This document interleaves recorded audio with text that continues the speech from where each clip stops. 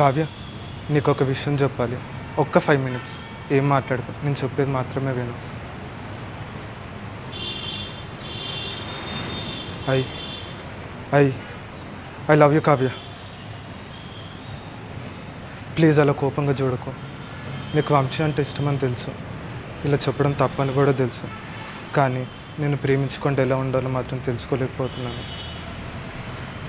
నేను ఎప్పటి నుంచి ప్రేమిస్తున్నానో తెలియదు, కానీ ఎప్పుడైతే నీకు వంశీ అంటే ఇష్టమని చెప్పావో అప్పుడు గుండె నిండా ఏదో భారంగా అనిపించింది. ఏదో కోల్పోతున్నట్టు, ఏదో తెలియని ఫీలింగ్. అప్పుడు అర్థమైంది కావ్య, నేను ప్రేమిస్తున్నాను. ఆ రోజు నుండి నీ గురించి తలుచుకొని క్షణం లేదు, నీ గురించి ఆలోచించకుండా లేని రోజు లేదు. నేను ఎలాగైనా మర్చిపోవాలని చెప్పి వేరే అమ్మాయితో మాట్లాడితే అయినా మర్చిపోవచ్చేమో అనుకున్నాను. అందమైన అమ్మాయిలు చాలామందిని కలిశాను, కానీ వాళ్ళు ఎవరు నీ అంత అందంగా అనిపించలేదు.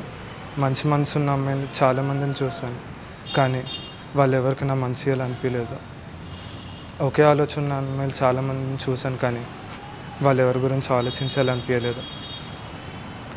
నువ్వంటే ఎంత ఇష్టం అంటే కావ్య, నువ్వు వంశీ కోసం ఇంట్లో గొడవ పడ్డావు చూడు పెళ్లి చేసుకోవాలని. ప్రేమించిన వాడి కోసం ఇంత చేస్తావా అని ఆ విషయం మీద కూడా నువ్వు నాకు నచ్చేసావు.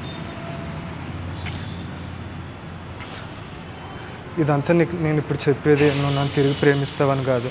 ఇన్నాళ్ళు ఫ్రెండ్స్లా ఉంటూ ఇప్పుడు లవ్ అని చెప్పి నేను మోసం చేస్తున్నాను నీకు తెలిస్తే నువ్వు నన్ను అసహించుకుంటావు. నా వల్ల నీకు బాధ కలుగుతుంది, అట్లయినా నీకు బాధ కలుగుతుందనైనా సరే నువ్వు నన్ను దూరంగా ఉంచుతావని నేను మర్చిపోవచ్చు అనుకున్నా.